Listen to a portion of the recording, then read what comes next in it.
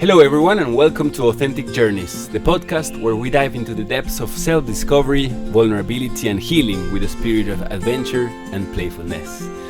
Today, my guest is Michael. Welcome, Michael. Thank you very much. Thank you for having me here. Yeah, sorry, I forgot your last name. Mead. Meade. Yeah, that's why maybe I forgot it. Like to drink mead. Yes. Old, very old. Very old, yeah. So I want to introduce also this topic that is a recurring topic for this first chapter, which is the topic of passion. Yeah, and I heard this phrase that talked about the search for your unique own passion as something that you have to go forward and prevail and like make it your life objective. And at the same time, it might be also something that stops people from getting a regular job or something like that. And I feel you did the opposite. Like you were a school teacher for quite some time. Yep. And then you co-founded Naturalma, this retreat center in Portugal.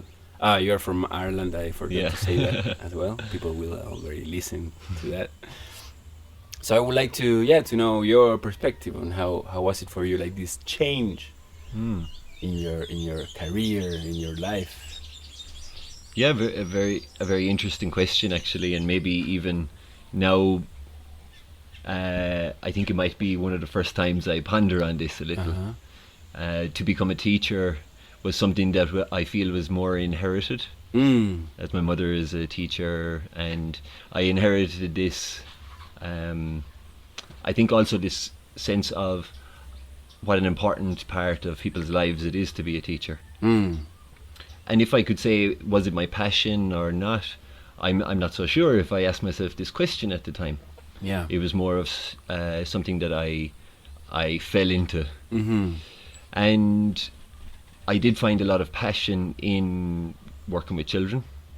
I would say especially because primary school is my specificity. Whoa, that's a word. I think you made it up. So my specification was primary school, and I really enjoyed like these kind of beginning years when kids didn't really know what is life like, right?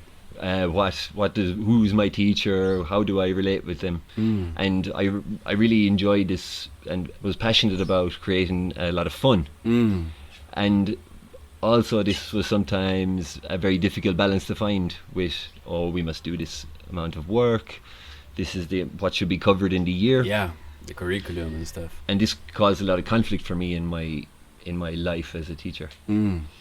And I think it was also a huge aspect of building what became afterwards Naturalma. What really inspired me to build a community or to build a community space was how we interact with children, actually. Like, do we tell them what they should do? Do we tell them how they should learn? And also to see how this puts pressure on parents to make kids do their homework, and puts a lot of pressure in the household. So one kind of directly led to the other. I didn't think about that. School also may change parents' way to approach their children in the teaching, because they see how school does it and they repeat it, they copy it. And also because they were at school, right? So exactly. I think it's deeper than just seeing what the teachers say. Yeah, it's been we spend maybe 12 years in this really direct. This is how you should do it. This is the right way. Yeah, and not allowing this expression for children to come up with their own ways, to find maybe what they like, what they're passionate about. They also somehow inherit. Or maybe I want to be passionate at maths or language because this is what they received their good grades, which also is somehow celebrated at home. So a lot of these questions I was asking myself after I stopped teaching and was really like, how do I also, how do I work with this belief moving forward? How do I work with this? How do I maybe change things for my own life? Mm-hmm. And also feeling really passionate about creating that space for others too. It was what drove me a little bit. Yeah. And yeah, asking myself the passion, like I really feel passionate about creating those spaces, really meeting people in maybe a different way, allowing them to tell me who they are, and allowing that individuality to express itself, maybe rather than how it should be. Yeah, it's beautiful because I see you speaking with these grown men and women as the kids that they used to be, and they maybe would have liked to be treated by the teacher, you know? Yeah. It's like I have this image of you just talking to someone interested in them and their individuality and their unique views or traits, and see you speaking also with this child that is still there somewhere. And Yeah, it really reminds me when you say that about having parent-teacher meetings. In the past, having parent-teacher meetings and really meeting the parents, and they come very stressed about, oh, my child's behaviour in this class, and oh, how their results are, and a lot of stress. Yeah. And I really actually also remember it being really important for me to somehow see how can I take some of this away. You know, can I, by my approach to these children in my class, tell them they're doing just fine, and maybe finding the balance of also being okay, we can work on this, and we're looking to maybe also be honest about how things are, but to somehow take away this pressure. Yeah. To maybe look at it from a different perspective, and maybe also empathize with the parents. With, you know, I teach them maybe for a few hours a day, but like, how is it at home? Yeah. Maybe to ask some questions like that. Mm-hmm. And I also know this from my own life. You Uh-huh. know, I was at home with a teacher also. I went home with my teacher. Yeah. You know, this was a very unique Wow. situation. In Ireland before, it was very, very normal that when you went into the class of your mother or your father, that nothing would change. You would go into the class and your mother would teach you. That's crazy. That's Yeah. crazy. I feel or think that in some countries that the parents can't teach their kids. Like maybe it's a bigger school. I don't know why, but it's like I feel there should be a rule. Yeah, and I think now this exists. You know, now, and I'm only talking about maybe 28 years ago. Yeah. Mm-hmm. But now I think this rule exists. Mm. One where it's like an opportunity for the child to not be put in this position, maybe. Yeah. And for, I think, also the parent to not be put in this position. And I really felt this impact how I related with my mother, how I related with my teachers, how I related with school also.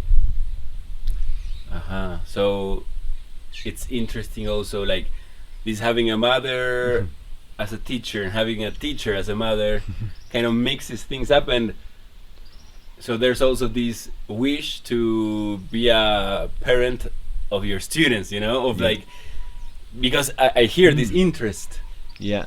this questioning, and I want to know about your individuality from you a teacher to a student, or from you a community creator to the visitors, let's say, no? Yeah. And I also kind of see it more like deeply as I want my mom to ask me how I am. I just don't want her to be just a teacher. And I never thought about this this aspect that you kind of draw my attention to, is this parenthood that there is in teaching. Yeah. You know, this aspect of these, well, sometimes 30 children are with you for the day, but they also look to you like this for this reassurance, for this safety, and for this interest. You know, for this interest in what they think, what they want. And it's so similar, right? It's so similar to being a parent, I imagine. Yeah. You know, it's like this person is focused on you and how you relate with them and also, I think one of the things we learn here at El Juego, right, is that the impact that this has moving forward, and it's something I never thought of how I engage with these kids was very like a parent actually. Right. Yeah, and as parenthood, it also can be dependent on how you approach them, right? It can be okay with a very strict way of thinking and they have to follow it, or with a more open mind and like just seeing what they love and just follow also their creativity and like different approaches also in education. Yeah. And I've never thought about this, but now I'm thinking that my mom is actually a teacher because she wasn't when I was a kid.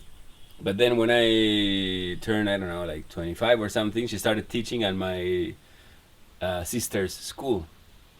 And she's a teacher of religion. Oh, yeah.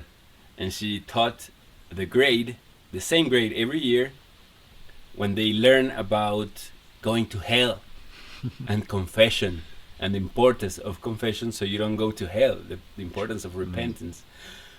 And now I see that she was very insisting in that in the house, you know. It's like she also came with her teachings to the house, and it was very intense.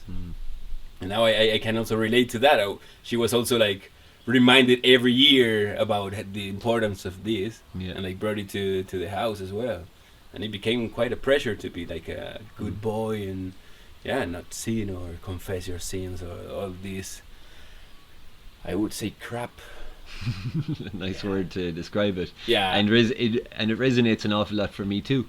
My mother taught very like different years in school. Like she taught the class that get their first communion, first Holy Communion. The class that received their first confirmation, their confirmation. Wow. And these 2 years are very much in Ireland. Not so much now, but when I was going to school, these years were really like wrapped up in. They go to the church twice a week. They're preparing quite consistently for this sacrament, right? This, and like you said about bringing it home, I think more for me, my mother's focus was a lot on my grades, my academic ability. Yeah.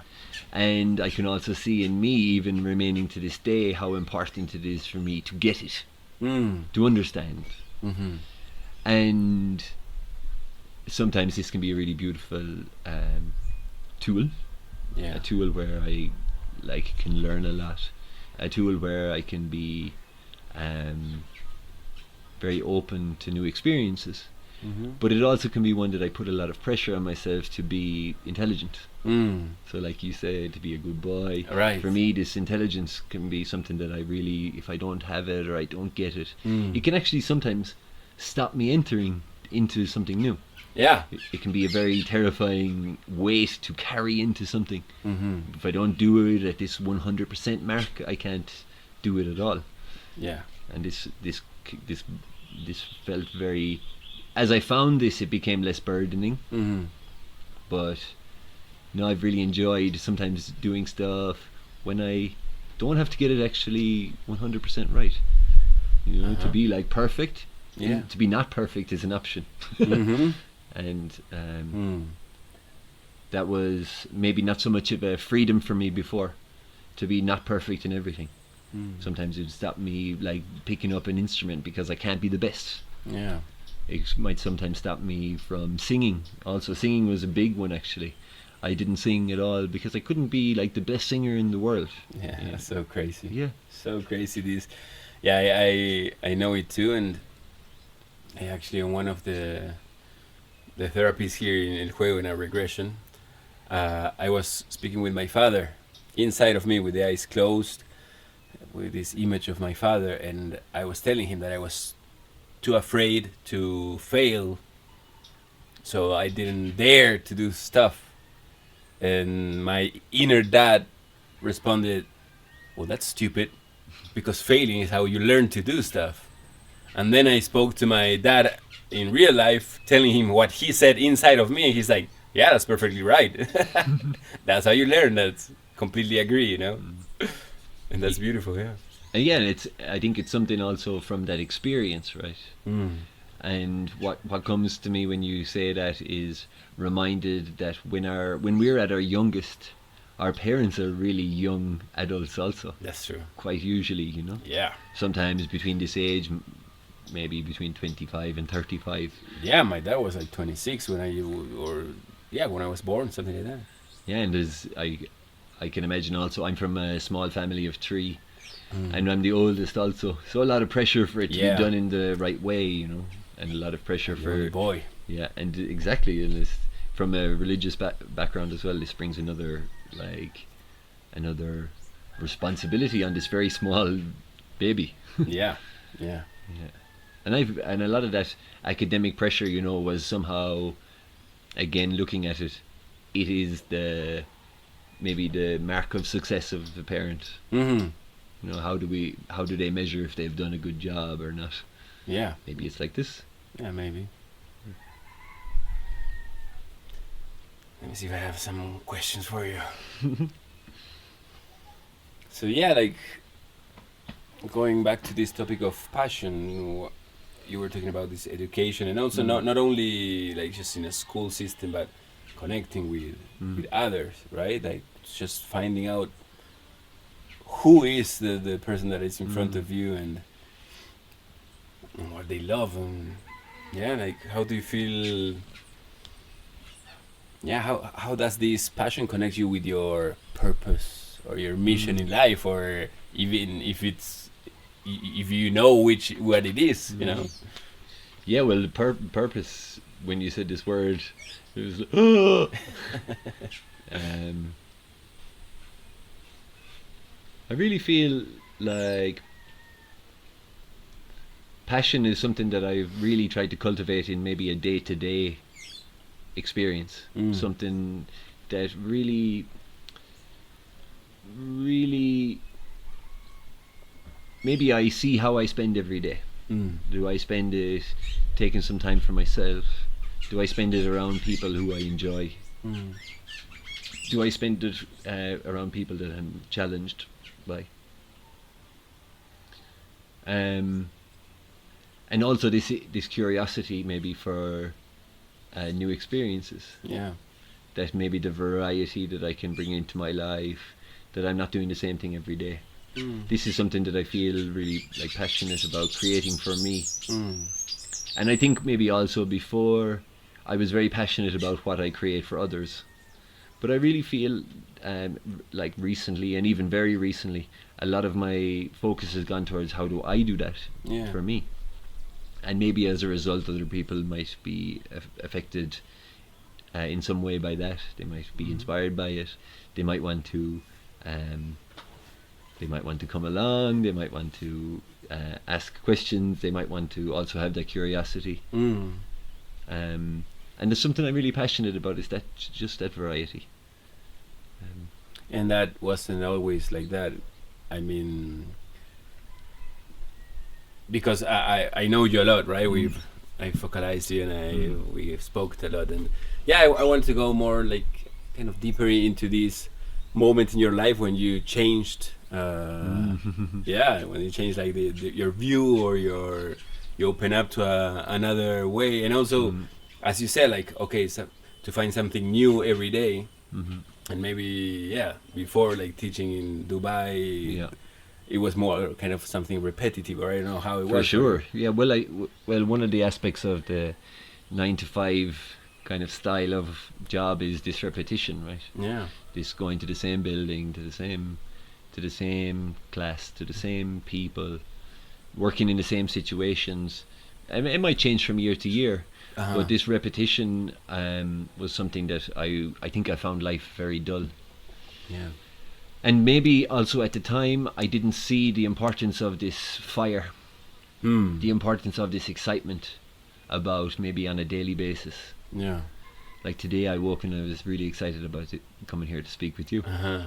And I didn't have these daily experiences that maybe make life worth living. You know, make these like the sweet moments, the sweet aspects. And I think consistently ignoring the need for that in my life led to a huge breakdown for me. It led to a place where I was experiencing pain that I didn't even know was possible, experiencing confusion about everything that I didn't really know was possible. And from that confusion came a lot of questions, a lot of very difficult questions about how I was living each day, about who I was spending each day with, about also questions about my past, about like how has it impacted me, asking questions about, is there something I can do about that? A friend of mine recently said to me, usually I feel like the past is something you should leave behind, Right. And in a certain way, yes, there's like a paradox that comes to me there about that. Is yes, we must leave it behind somehow, but also asking questions about the past has changed my life, has given context to this pain that I was feeling in what was that present moment. And yeah, it came with a lot of panic, a lot of confusion, and ultimately I actually wasn't able to go and do my job anymore, which was at the time was the worst thing for me, which is it's very interesting when I look back to see how devastating it was for me that I couldn't go to a job that I didn't like, that I couldn't live in the country that I didn't like anymore. And maybe just to give some context on that, I really enjoyed teaching, but the job that I was working in was very results driven, was very much curriculum focused, that this variety wasn't so easy to find. We were very much told, this is how you teach it, this is what you teach, very laid out without a possibility for individuality to arrive, which kind of is this aspect of life that I'm passionate about. And from this I started to ask a lot of questions. Well, maybe not, I felt a lot of questions came, a lot of confusion about what am I doing every day, how should I deal with this panic. This was the aspect that was really terrifying me. Am I going to be like this forever? Am I going to be so confused forever? And it led me to a few different situations, a few different people, a few different places. Here being one of the places it led me, to people who were asking the same questions as me, who are asking, okay, let's explore life a bit. Let's explore what makes it feel good. Let's explore a little bit about our past, a little bit how we spend every day. People who are passionate about life and the exploration of life. Yeah, and also like now I get this I feel it's difference between asking questions and looking for answers. And I feel like what we did, because I also left the city, left the 9 hour 5 days a week job, and I had questions, but I wasn't actually looking for answers. It was more of an open question, like, okay, what's more than this? What is it that I can find? But it wasn't like, okay, I need an exact procedure, an exact way of life. It wasn't like so result focused, right? Yeah. But it was more about finding different answers, or just not even about answering the question, okay, what can I do with my life? But it was more about what is life, And I feel this search, if it's opened, like you also shared, it's easier to just for life to gift you with different answers that you can like take if you like them or not, just something that was coming to me, because it's this hunger of, okay, what is who am I, and what is this life that I'm told it only works like this, and is there something else?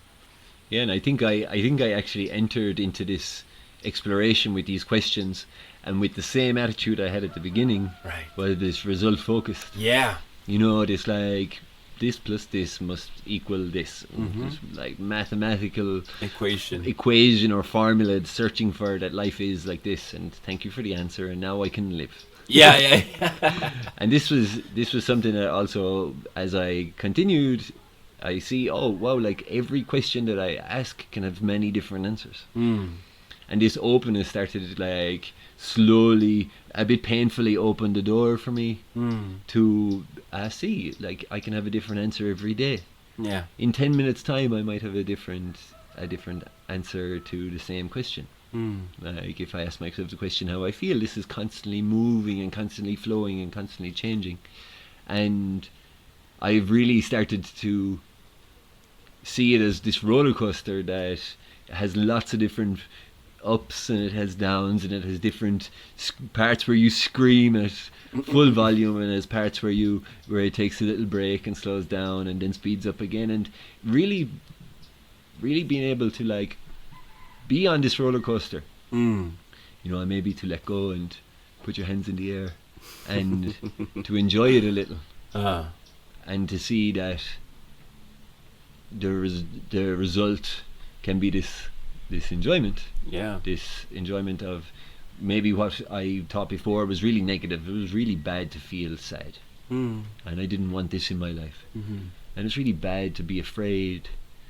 But really actually embracing these things that I was terrified of before has been this refreshing experience. Like a really living experience, a really live 3D full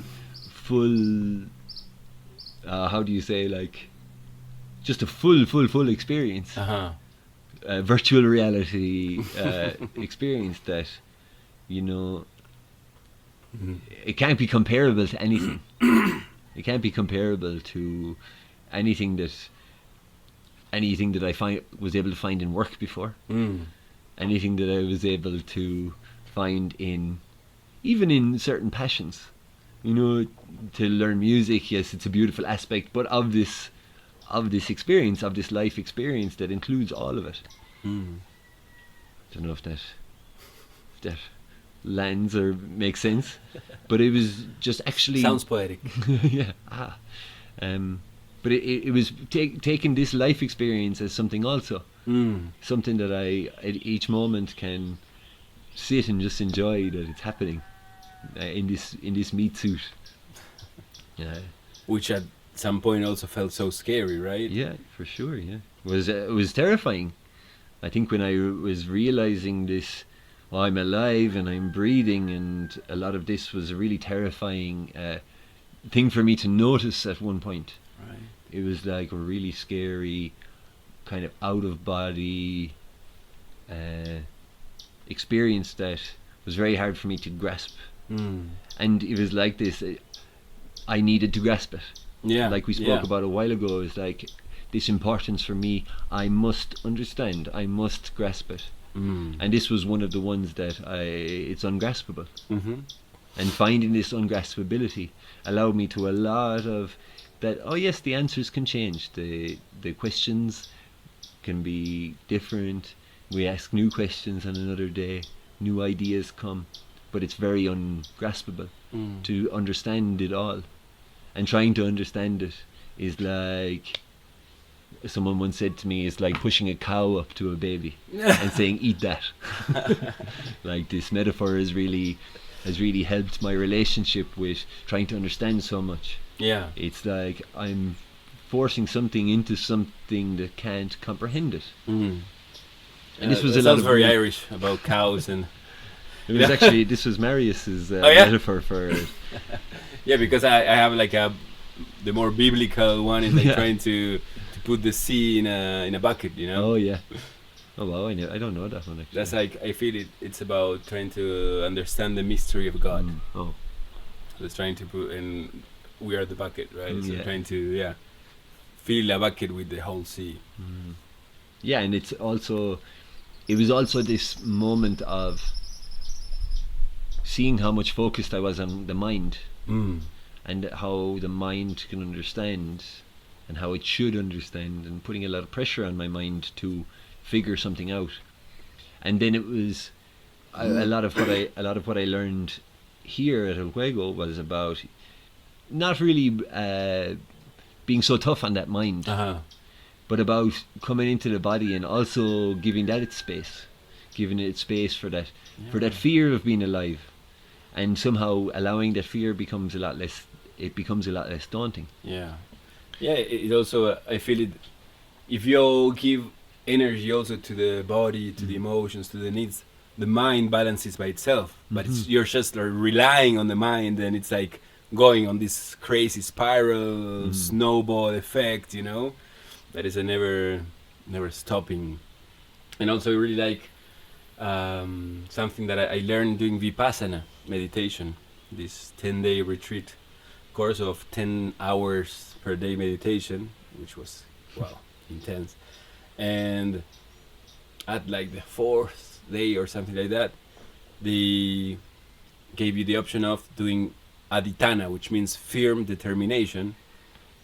So it's like you meditate 10 hours, but in 3 different times of the day for 1 hour each, you have to meditate without moving at all, without opening your eyes, without moving your hands, without moving your legs, just like remaining in the same position for 1 hour. And is there someone there watching you? No. It's all.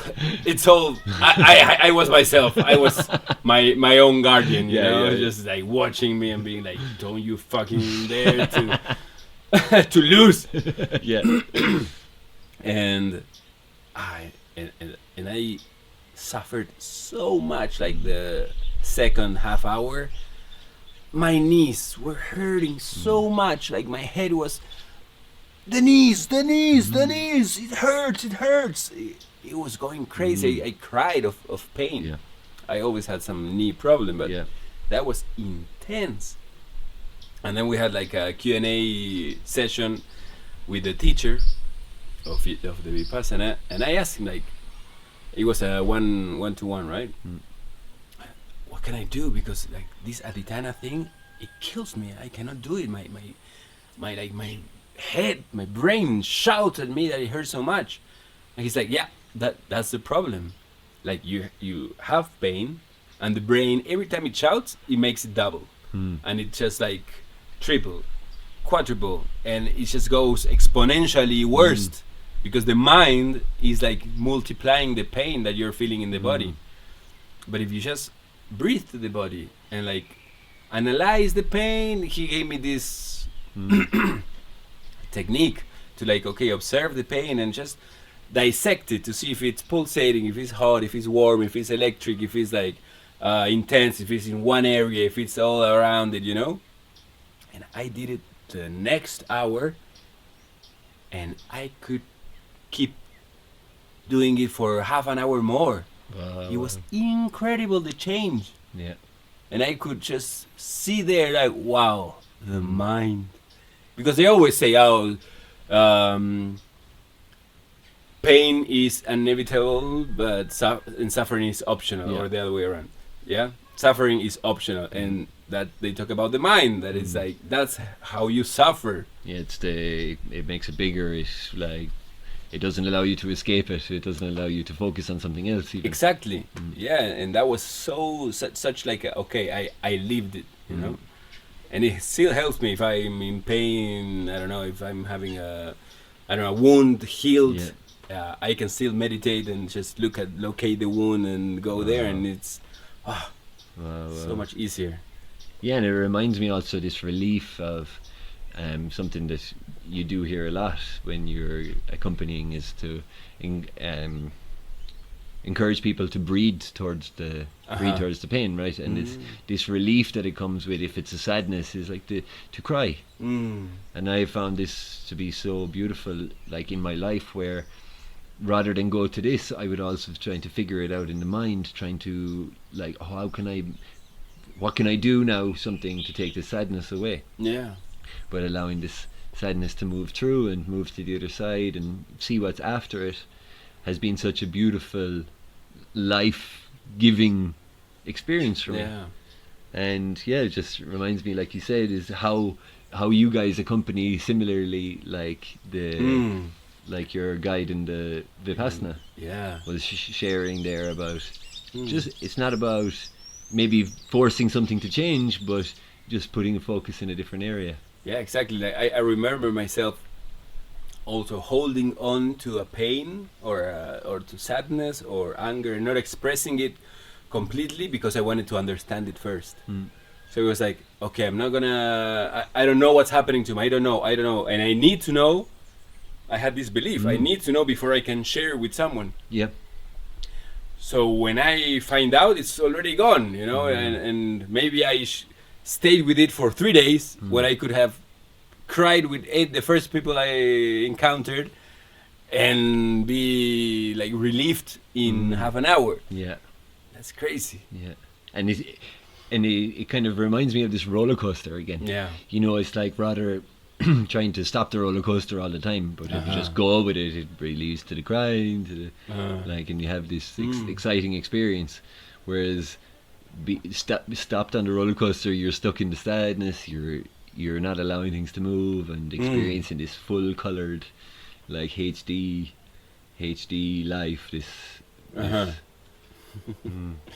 Do you meditate much? No.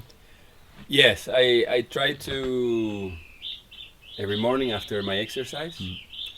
Sometimes the kids wake up and they're too eager to play, so I don't. But definitely, I'm coming back. Yeah. And yeah, I have this routine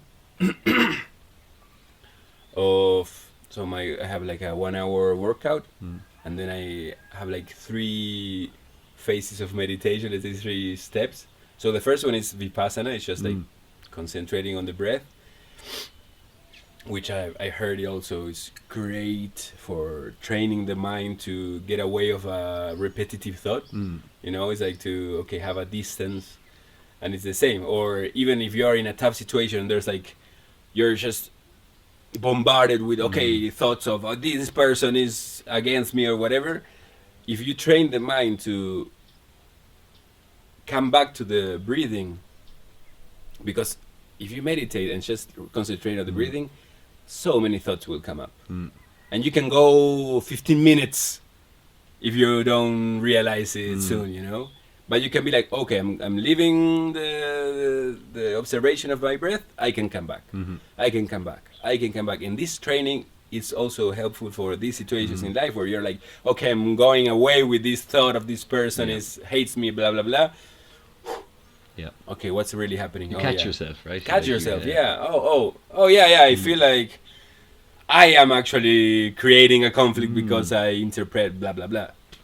So I love this. That I can see also, like practical use for that. I only did it also just because I really liked this peaceful moment for myself. But now I see this also a tool. Like you enjoy it too, right? Yeah, you enjoy the space. It's like a training as well, you know. And the second part is, giving thanks. It's like we do the 5 and the 15 and the 5, which is this thing that we do all together. And I do it also by myself. So 15 minutes or less, 5 minutes.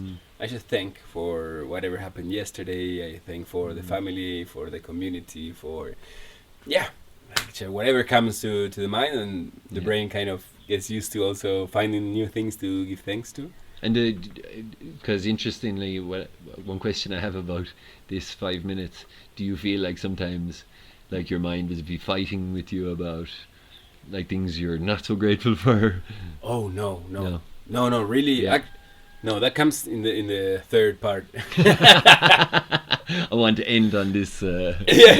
Because after giving thanks, I do this visualization exercise that we also do together once in a while, and visualize like the dreams that I want to accomplish. I visualize myself already doing them, accomplishing them. So I visualize myself giving my passport in the plane to go to Europe and visiting Nina's family and my family, and sometimes there is like I don't know, visualize the podcast already like having a lot of views and a lot of episodes, and be like, oh, but I need to fix this before I can do that, and like there's all these intermediate things that need to happen before.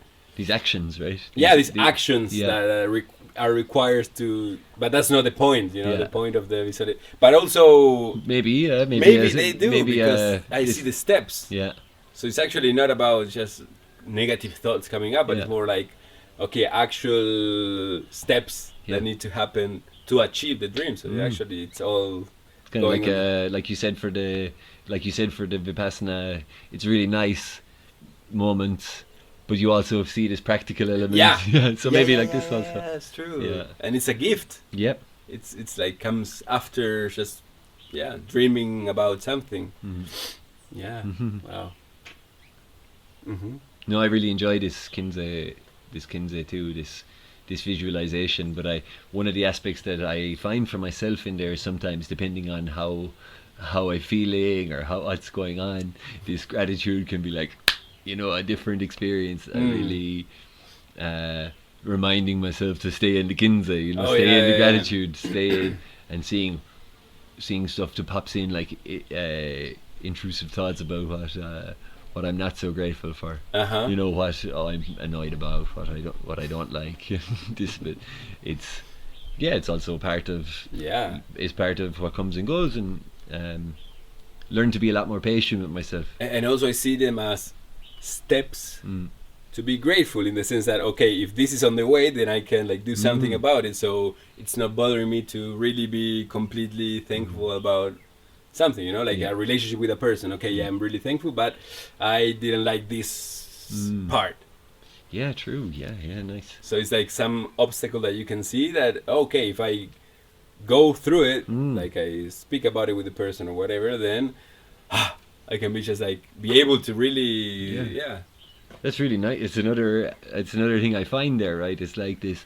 It's really putting a spotlight on the things that are important in your life, right? Because if you sit and close your eyes, the things that are important come. And if we like take this risk to step into them and to say, you know, I don't like it when you do that, comes something, a movement. You know, I think quite often how I also experienced this time in school and time in life before was a lot of, I need to close my mouth about this, I can't express if I don't like something. You know, it must all be good, positive vibes, you know.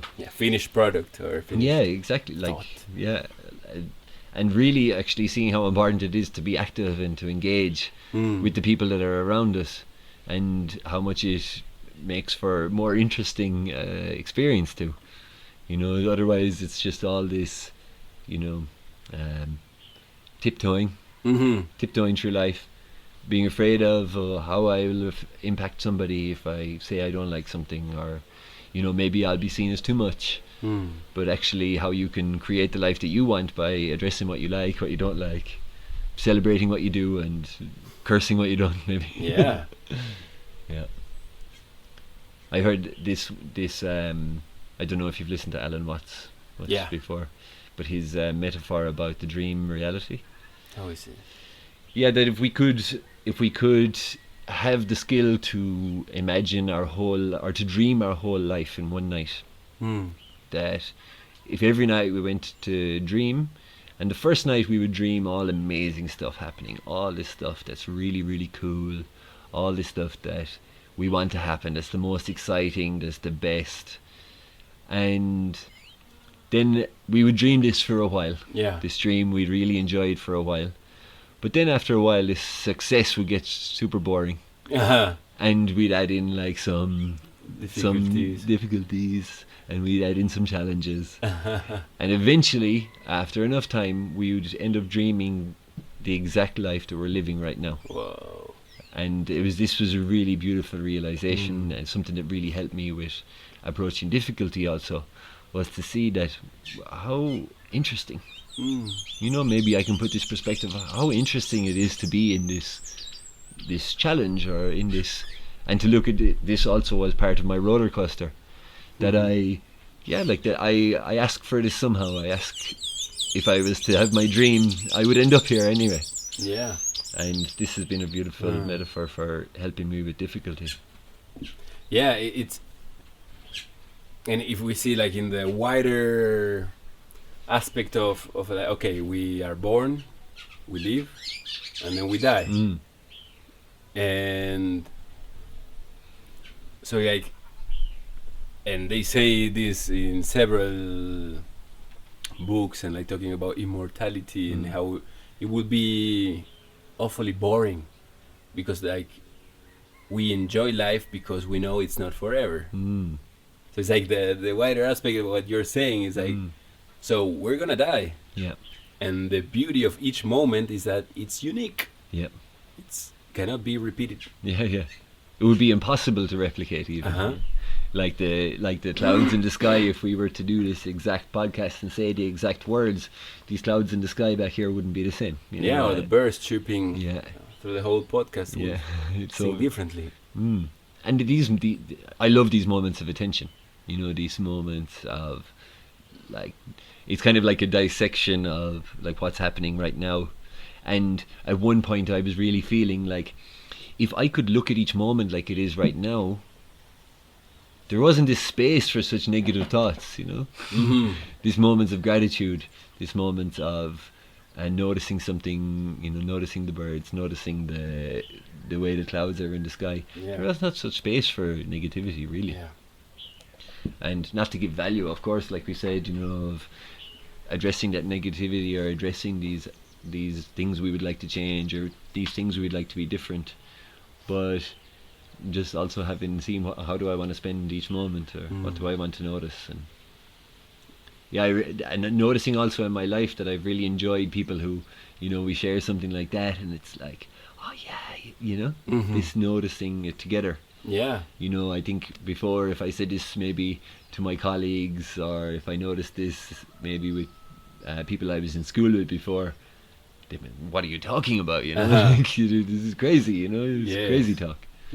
But I really like this. I really found myself a lot of passion in this also.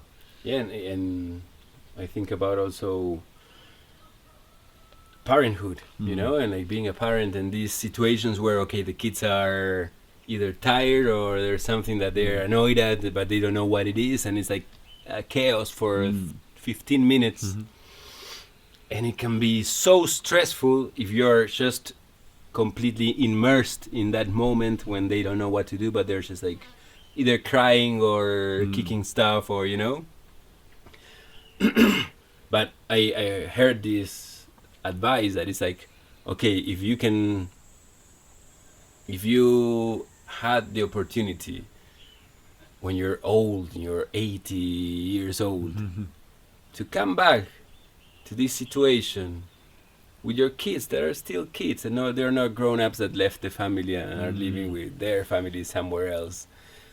So if you had the opportunity to go back and like interact with them, would you act the same, or would it be different? And that changed like my whole perspective and view, and like seeing exactly that I would miss so much these moments of the kids just needing a hug, or needing for me to run to get their toys or whatever, you know. But these like intimate moments that can feel stressful for 15 minutes, and then it's like peace again. They just laugh or sleep or whatever. It's such a beautiful like when you say like how the kids move through it from like, oh, in 15 minutes they'll be happy again, you know. It's like how it contrasts to what we said a while ago about this sadness we hold, and it's like, no, I can't let go of it. And in seeing these kids go through it all the time and go from highs to lows and everything in between. And actually we can either like make it last longer.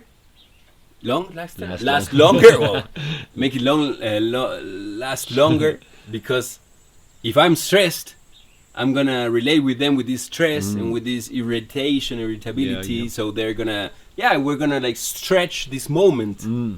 But if I can see that, okay, they're right now, they don't know what they need, so let's look it together. And they're tired and their mama is not there at the moment, or I'm not there, or, you know. So seeing what they need behind this chaos can make it so like last like that. Yeah. And I because I was in both, right? I was tired and couldn't like have patience for them, and was lost in the moment. And that took longer, because I was like, oh, what do you want? And they're just like needing something different, you know, more softness or whatever. Yeah, and it comes to me actually, this can be a moment of anger, you know, that also, you know, maybe it brings an anger out or something that, yes, that maybe it's remembered in another way by this kid, you know. It's like, ooh, I was showing what I wanted, and you know, Dad was angry about it, and it's really interesting, like how many there's so many like deathbeds or questions about like, oh, when you're older, you're 80 and you're on your deathbed, what would you think of this situation? And it's so nice that one that comes to me quite a lot is would you regret? Yeah. And when you hear people talking about what they regret, you know, it's like not spending time with family, you know, and in this moment it's like, this is you spending the time with your family, and or they might regret that they work so much, or regret that the first regret from a study, from a big study, they say from I don't know how many thousands of patients that they're not dying natural death, but they have terminal illness, is that they were not themselves. Yeah. Wow. What does that mean? yeah. But I heard it, and also it comes from Gabor Mate's book that I'm talking about a lot. Is going giving more importance to what other people want than to their own needs. Let's say that would be something like that. Yeah, like this kind of reference outside, right? Yeah. This reference outside for what should I do, make me happy, what would other people like me for? Mm-hmm. Yeah. And what Gabor Mate book are you? Maybe The Myth of Normal. Oh yes, yeah. I haven't read it. No. But I just heard him in several interviews talking about this, and like relating it with authenticity, right? Yeah. And this that we all, as also the podcast is called, like Authentic Journeys. It's like there is not an objective in the authenticity that you can say, okay, now I'm authentic. I arrived. It sounds almost like I am enlightened. I arrived, you know. But I see them both as journeys, as like the everyday decisions that take us closer to this ideal. Let's say. I don't know how do you relate ideal as well is like, it's a difficult one, because I can see different phases of my life, like being in this idea that, you know, what other people think is good for me is good for me. You know, what other people expect of me, I should expect of myself, and having this outside reference, and then being not able to kind of keep up with this expectation, and seeing then that actually what's more important for me is what I want for me, and seeing the difficulty of this journey between both of those, and sometimes feeling like, oh, now I'm in it again, you know, I'm in this old pattern of doing what other people want, and this ideal feels like a very heaviness also. It feels like I don't know what that is even, you know, like to find, maybe it's my result focused, like what is the ideal. But I feel like really this asking these questions about how I want to live, you know, what is life to me, they bring such really nice answers when we really check with ourselves. Well, this is how I experience it for me anyway, when I, you know, there's this real slowing down about, and being able to kind of take it in, you know. Sometimes, well, of course, we need to move fast and rush and do things a bit faster, but really slowing down and taking stock. And I read a really nice one yesterday that the way we brush our teeth is the way that we live our life. So if we brush our teeth, like, oh, I need to get this brushing my teeth done fast to move to the next thing. That if we can take stock and slow down in these moments, that we're not so much rushing to the next thing. Yeah. And it reminds me of a time I was at a Tame Impala concert in Canada maybe 5 or 6 years ago. And Tame Impala at the time, my favourite band, loved the music, loved, like, the scene was perfect. I was there with one of my best friends, and we just had this really perfect moment. And my favourite song was playing, and I had this thought about, where are we going next? What party are we going to go to afterwards? And I remember being, at the time, really hard on myself that I'm here at the best possible thing for me, and I'm thinking about what's next. And this was it brought a lot of sadness for me. It was like, whoa, I can see this so much in my life, where I'm rushing from even my favourite thing, but rushing to the next thing, rushing to be finished so I can go to the next thing, and then I'm rushing that to rush to the next thing. So it resonates a lot for me to slow down and brush my teeth slowly.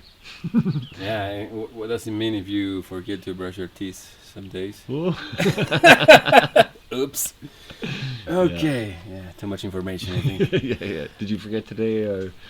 No, I did it today for the podcast. And it hurt, actually. Yeah, I think I have something there. Yeah, I actually got my 4 wisdom teeth out a couple of weeks ago now. Whoa. And it made a huge difference to how I feel about myself, actually. Oh, yeah? It was this, I feel like this moment of something I had neglected for a long time. Yeah. And having these, like, cavities in my mouth that, you know, they're always just a bit niggly.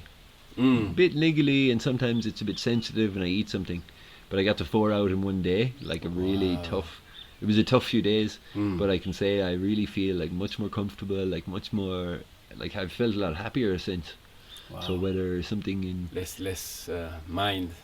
Yeah, it's like what am I storing in there? Yeah. But it's been really nice. Also, I one of the worst pains that I have had is this toothache. Right, you know, you have a toothache and you're trying to sleep, and this is horrible.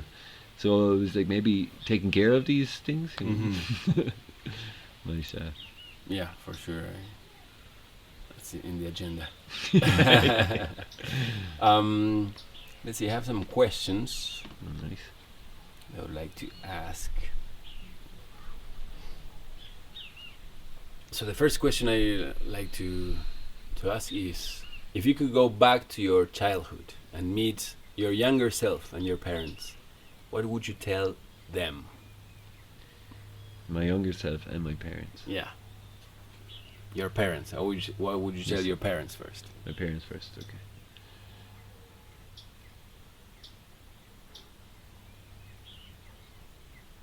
I think it would be this, immediately what comes to me, I think it would be this, like, slow down. This slow down and let's take it in a little bit. I feel a lot of my childhood, while very enjoyable, but was really like rushing from this sporting event to the next one, and I have this kind of exhausting idea of being young, in a sense that we're going from this swimming to playing football to riding horses to all of these like really really cool things to do also, but it was really rushing from one thing to the other, you know. Yeah. Again, like rushing from this because we have to go to the next. And it's also something when I go into my inner world and I do what I really want to do with my parents. It's never any of these things, you know. Right. It's always like, let's sit in the field and just sit down. Let's light a fire and just sit around the fire. It's much slower. So that's maybe something I would say to my parents. And what would you say to your younger self? Brush my teeth. How? Yeah, my younger self.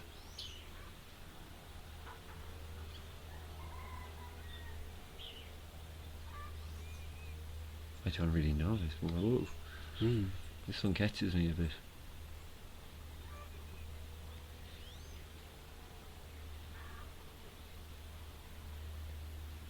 Yeah, if you just. I think to play, you know, Uh-huh. to play a bit more. Mm. I think when I was small, I was actually, for some reason, things were very serious already. Mm. You know, I sometimes find that in myself now, and like this difficulty to play. Mm.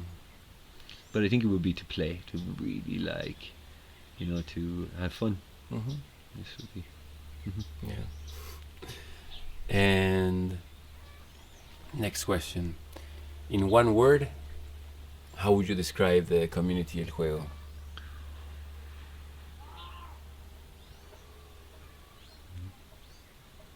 Is there a timer? There's a lot of words. Okay, a few words.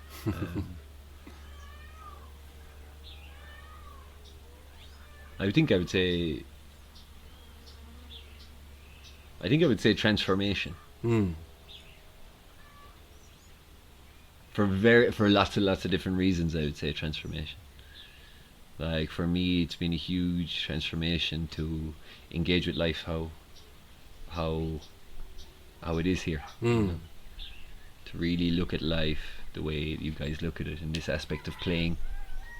And again, it's like tied. Yeah, exactly. It's like this playing, you know, that it's like the seriousness that gets replaced with this like exploration, like a kid. Mm. And this has transformed a lot for me from how I was living my life before to how I do it now, to enjoy the challenges a lot more, Mm. not rushing away from them maybe. Mm-hmm. So transformation for sure. Okay. Yeah, and the last question would be, what have you learned in your time here at El Juego? Well, you kind of said already, right? Yeah, it's this playing. Yeah. It's this engaging with life maybe on my own terms as well, that I decide, you know, each moment, Mm. that how I like it, and that's up to transform, or that can change at any time as well. That's something that, yeah, to live life as I want. Mm. And maybe just to notice the expectations from others. Yeah, notice them. Notice what, sorry? The expectations from Uh-huh. others, yeah. Rather than to like Act. live by them. Yeah. To notice them and Mm. to address, and also attention to detail is something that I've been really exploring a lot recently, Mm. and how important this attention to detail is. And it's very subtle, but Mhm. really beautiful too. Yeah. Yeah, and you look quite nice haircut. Yeah. This is my new haircut. My new. It's nice. Thank you. Yeah. Yeah, thank you for coming to the podcast. No, thank you so much. It's an honor, really, to sit here with you and to be considered also to speak with you. Really, Yeah, for sure. your friendship means a very great deal to me, Yeah. and it is something that when I think of here, you're one of the first people that comes to my mind. And I know I'm leaving soon, but I'm really looking forward to coming back. And you know, it's so beautiful returning this time to see like your kids bigger, Yeah. to see you in your house, you know, the things we talked about before Uh-huh. coming to life, coming to reality, and also to see this passion through in the podcast. It's been really beautiful to experience. Thank you. Yeah, and yeah, I was also surprised because every time we talk, it's like complete just buffoonery, you know. And now we're so serious. I don't know if the mics or the topic or what, but also it's nice to find different waves. Different For sure. Yeah, no, maybe depth. like this is how I feel it too. Was this not fixed, you know? Yeah. Like it comes as it comes, and then we're like, okay, that's enough of that. And I really enjoy that freedom too, I feel. Uh-huh. Yeah, thank you for that. Yeah, and we also have another podcast planned, but with beer, right? Yeah, for sure. Yeah, That's gonna yeah. be That'd be exciting. different vibration. Different vibration for sure. I look forward also. Yeah. Oh yeah, great. yeah, so Thank you. thank you again.